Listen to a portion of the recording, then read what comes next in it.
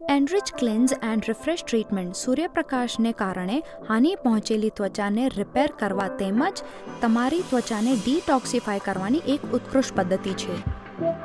એ માટે સૌપ્રથમ અમે તમારા સંપૂર્ણ ચહેરા પર બેલેન્સ પ્યોરિફાયર ક્લેન્ઝિંગ ફોમ લગાડીએ, મસાજ કરીએ અને ધોઈ લઈએ.